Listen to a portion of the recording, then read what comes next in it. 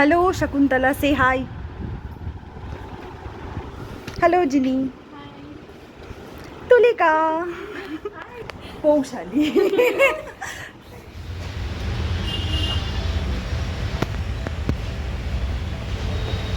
ক্যামেরার চাপের চুল গেছে আর দাঁড়াও এবার ঘুরে দেখাই পুরো জায়গাটা।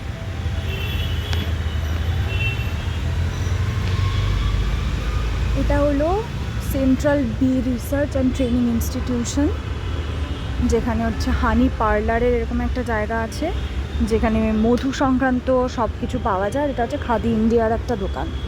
এবার হচ্ছে পুরো জায়গাটা ঘুরে দেখা। তো এখানকারই যারা স্টাফ ছিল তাদের সাথে গল্প করতে করতে যা জানছিলাম কিভাবে মৌমাছির ওরা কালচার করে, কিভাবে মধু সংগ্রহ করে, পুরো একটা ইয়ারলি বা অ্যানুয়াল চার্ট ওদের প্রিপেয়ার করা আছে। ওদের স্টুডেন্টরা যেই সময় আসে সেই সময় ওদের প্র্যাকটিক্যালি জিনিসটাকে কিভাবে কি করতে হয় না করতে হয় সেগুলোর জন্যই পুরো এরিয়াটা তৈরি করা। এবং এইগুলো হচ্ছে মৌমাছিদের থাকার জায়গা। আমরাও সেই মৌমাছিদের সাথেই ছিলাম বাই দ্য ওয়ে। তো দুপুরবেলা আমি নৈরিতা দিয়ে এবং নীলাঞ্জন তিনজন মিলে খাওয়া দাওয়া করে আমরা ভাবলাম যে আশেপাশের জায়গাগুলো ঘুরে আসা যাক। তার কারণ একটাই, কারণ হচ্ছে পরের দিন মানে কালকের থেকে আমাদের শুরু হয়ে যাওয়ার কথা হচ্ছে কনফারেন্স 14 তারিখ থেকে 14 ডিসেম্বর 2023। কারণ ডেট মেনশন করছে একটাই কারণে, কারণ ভুল ভাল কবেকার ভিডিও কবে যাচ্ছে তার কোনো হিসেব নিকেশ কিচ্ছু নেই। তো যাই হোক, যেতে যেতে আমরা অনেক গল্প করতে করতে যাচ্ছিলাম এবং খুবই তাড়াতাড়ি পৌঁছে গেছি। আর পুনেতে ঘুরে না সবথেকে বেশি যেটা মজার লেগেছে যে উবার ওলা ভীষণ ভীষণ রকমেরভাবে অ্যাক্সেস করার কোনো অসুবিধে নেই। আর ফেয়ারটাও একদম মার্জিত একটা ফেয়ার, এরকম না যে ওভার প্রাইসড সব কিছু। হ্যাঁ, খাওয়া দাওয়ার একটু 19-20 বলতে পারো আর কি। যাই হোক, তো আমরা পৌঁছে গেছি শনিবার বারাতে। আমি নৈরিতাদির থেকে যে শুনেছি, আমি নিজেও মানে খুব বেশি পরিমাণে যে সিনেমা দেখি তা না, আবার আমার একটা খুব ভয়ঙ্কর দোষ আছে, সেটা হলো সিনেমা দেখে সব কিছু ভুলে টুলে যাই, কোনো ক্যারেক্টার কিছুই মনে রাখতে পারি না। তো আমি যাওয়ার আগে শনিবার বারা সম্বন্ধে পড়ে যাইনি, সত্যি কথা বলতে, জাস্ট গিয়েছি র্যান্ডামলি।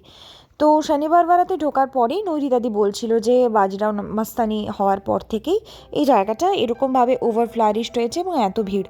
টিকিট কাউন্টার শুরুতে খুঁজে পাচ্ছিলাম না, দিয়ে তারপরে একদম যেটা মেন এন্ট্রি গেট, যে বড় করে দরজাটা, সেই দরজাটা দিয়ে ঢুকে দেখতে পেলাম যে ওদের ASI মানে আর্কিওলজিক্যাল সার্ভে অফ ইন্ডিয়ার থেকে ওদের টিকিটের যে ব্যবস্থা করেছে সেটা। আর আমার না আর্কিওলজিক্যাল সার্ভে অফ ইন্ডিয়ার আন্ডারে যেই মনুমেন্টাল জায়গা মানে জিনিসপত্রগুলো রয়েছে সেখানে টিকিটগুলো আমার ভীষণ ভালো লাগে। ওই যে কয়েনগুলো দেয়, ওই কয়েনগুলোর মানে যে মানে আঁকা থাকে যে আর্কিওলজিক্যাল সার্ভে অফ ইন্ডিয়া এটা লেখা থাকে, আমার ওই জিনিসটা ভীষণ ভালো লাগে।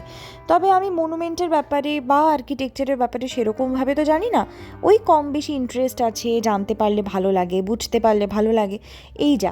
তবে হিস্ট্রিতে আমি ভয়ঙ্কর কাঁচা।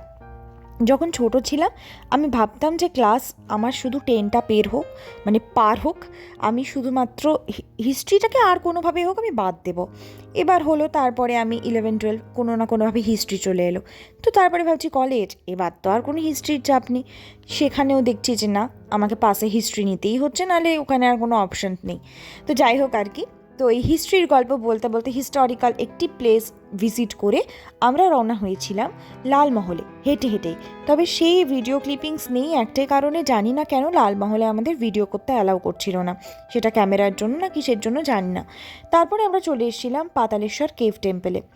কি যে অদ্ভুত প্রশান্তি, মানে না গেলে হয়তো বলে বোঝাতে পারবো না। আমি ভগবান ঈশ্বর সব কিছু সরিয়ে যে প্রশান্তির কথা বলছি, সেই প্রশান্তিটা আমি ওখানে গিয়ে পেয়েছিলাম।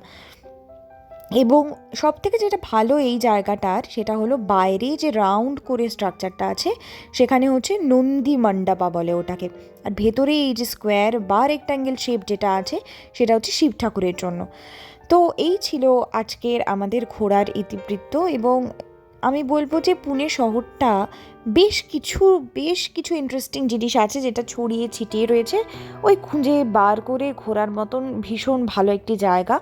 আর তার থেকেও বড় যে কথাটা আমি বারবার করে বলছি, পুনে আমার কাছে ভীষণ রকমের একটি ওয়েলকামিং সিটি। তো যাই হোক, দেখা হবে পরের অন্য একটি ব্লগে। ততক্ষণ পর্যন্ত টাটা রইল।